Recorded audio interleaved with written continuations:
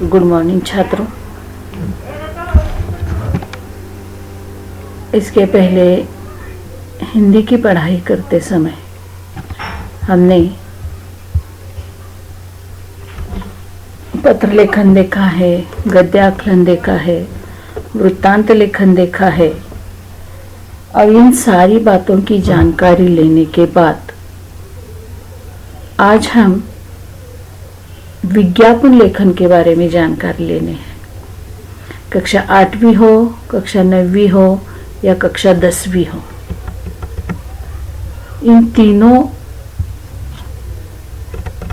कक्षाओं की पढ़ाई करने के बाद या करते समय हमें इन सारी बातों की जानकारी आत्मसात करनी पड़ती है या उन सारी बातों के जो नियम होते हैं उन नियमों को हमें आज आत्मसात करना है।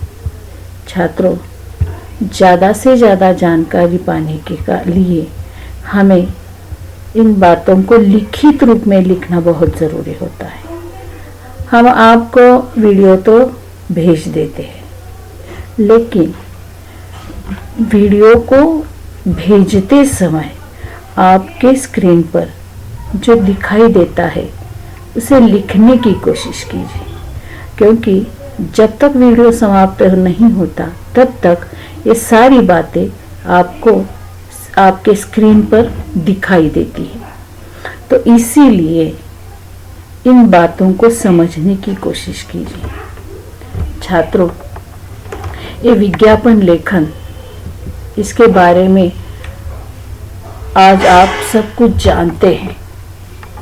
अगर आपके घर में आने वाले वर्तमान पत्र को आप देखेंगे तो उस वर्तमान पत्र में हर एक बात की विज्ञापन दिया जाता है। इसके विपरीत उस वर्तमान पत्र में जो पॉम्पलेट आता है, एक आध होटल का होता है, दुकान का होता है, वस्तु का होता है, छोटे छोटे कागज आते हैं। देखो, वर्तमान पत्र में उन पॉम्पलेटों को अच्छी तरह से बारीकी से देखने का प्रयास कीजिए। आपको तो पता चलेगा कि उस बारे में जो जानकारी दी जाती है उसका विज्ञापन किस प्रकार किया जाता है। जितनी आकर्षकता हो उन आकर्षकताओं से उस विज्ञापन को बनाया जाता है। छात्रों, इस वर्तमान युग जो स्पर्धा का युग माना जाता है, विज्ञापन का युग माना जाता है, आप आपके पास जो भी वस्तु है उसका ज्यादा से ज्यादा अगर आप विज्ञापन करेंगे तो वो वस्तु ज्यादा से ज्यादा बिक जाएगी। ये विज्ञापन आज के जमाने में बहुत महत्वपूर्ण माना जाता है। विज्ञापन अगर उत्पाद की बिक्री या आंकड़ा निर्भर करता है। आप उस वस्तु का जितना विज्ञापन करेंगे उतनी वो वस्तु, आपकी वस्तु बाजार में बिक जाएगी। ये विज्ञापन बहुत जरूरी है। आज के इस संगणक युग में, प्रौद्योगिक के युग में अंतर्जाल, इंटरनेट यानी भ्रमणध्वनि यानी मोबाइल क्रांति के काल में विज्ञापन का क्षेत्र विस्तृत होता जा रहा है। आप इंटरनेट के माध्यम से, मोबाइल के माध्यम से भी आपके वस्तुओं का विज्ञापन आप कर सकते हैं। मैसेज के माध्यम से, यूट्यूब के माध्यम से, ट्विटर के माध्यम से इन सारी बातों का विज्ञापन दिया जा सकता है। विज्ञापनों के कारण किसी वस्तु, समारोह, शिविर आदि के बारे में पूरी जानकारी आसानी से समाज तक पहुंच सकती है।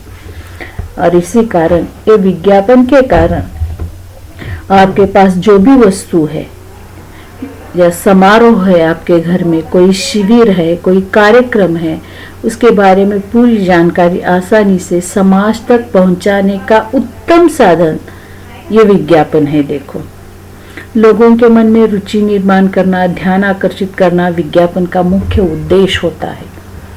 ज्यादा से ज्यादा लोग आपके वस्तु की ओर, आपके बात की ओर ध्यान आकर्षित करना यह आपका कर्तव्य होता है। और ये विज्ञापन, उसका उद्देश्य या ये मुख्य उद्देश्य होता है विज्ञापन का।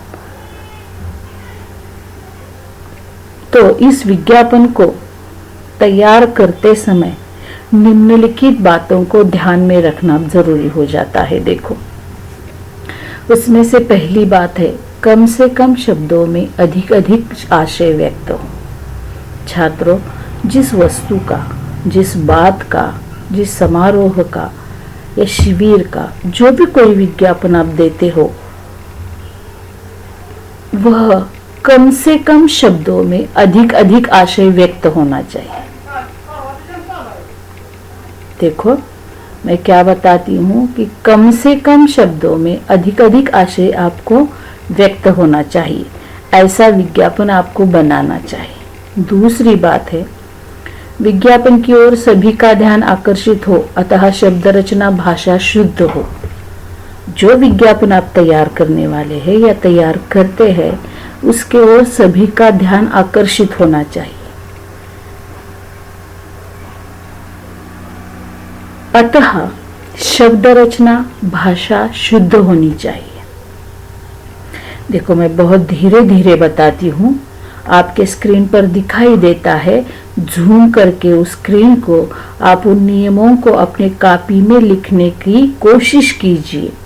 अगर आपको याद नहीं रहता तो मुझे पूछ सकते हैं, लेकिन मैं बहुत धीमी गति से बातें कर रही हूँ ताकि आप अपने कॉपी में उन नियमों को उतार सके, इसीलिए। देखो दूसरा नियम है, विज्ञापन की ओर सभी का ध्यान आकर्षित हो, अतः शब्द रचना भाषा शुद्ध होनी चाहिए। पहला नियम है, कम से कम शब्दों में ज्यादा से ज्यादा आशय व्यक्त होना चाहिए।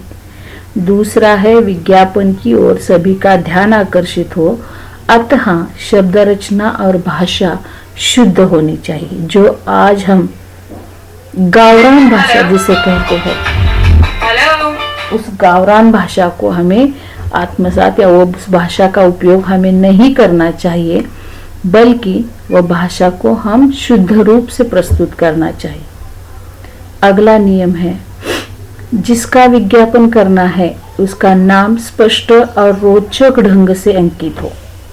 देखो जिस बात का विज्ञापन आप करने वाले हो उसका नाम स्पष्ट और आकर्षक ढंग से अंकित होना चाहिए, जिसे हम ब्रॉड कहते हैं। निबंध लिखते समय उसका नाम जो होता है निबंध का, वो हम पन्ने के ऊपर बराबर मध्य में लिखते हैं, मोटे अक्षरों में।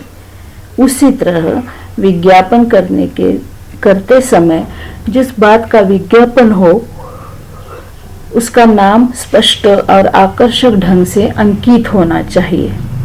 अगला चौथा नियम है, विषय के अनुरूप रोचक शैली हो। जो विषय है विज्ञापन का, उसके अनुरूप उसकी शैली जो होती है वो रोचक होनी चाहिए, अनुरूप होनी चाहिए, मन को लुभावनी होनी चाहिए। साथ ही साथ अलंकारिक काव्यमय प्रभावी शब्दों का उपयोग करते हुए विज्ञापन अधिक आकर्षक बनाए। साथ ही साथ क्या करना चाहिए, अलंकारिक काव्यमय प्रभावी शब्दों का उपयोग करते हुए विज्ञापन अधिक आकर्षित बनाना चाहिए। छात्रों, बहुत महत्वपूर्ण बातें मैं आपको बता रही हूँ, बहुत धीमी गति से बता रही हूँ, तो ये लिखने की कोशिश कीजिए। देखो अगली बात बताती हूँ कि विषय के अनुरूप रोचक शैली होनी चाहिए। साथ ही साथ अलंकारिक काव्यमय प्रभावी शब्दों का उपयोग करते हुए विज्ञापन अधिक आकर्षक बनाए।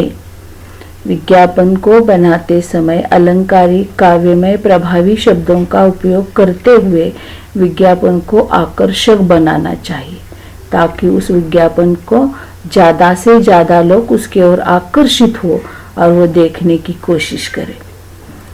देखो मैंने 4 नियम बताए हैं, हाँ, उन 4 नियमों को लिखने की कोशिश कीजिए। मैंने बहुत धीमी गति से बताया है, आप लिख लीजिए, आपके स्क्रीन पर दिखाई देता है। इसके आगे के जो नियम है वो अगले वीडियो में हम देखेंगे, लेकिन मैं फिर से आपको बता देती हूँ कि इस सारे की जो वीडियो हम भेज देते हैं उसे देखने की कोशिश कीजिए, शुरू से अंत तक आप वीडियो देखने की कोशिश कीजिए। इसके आगे के नियम हम दूसरे वीडियो में देखेंगे।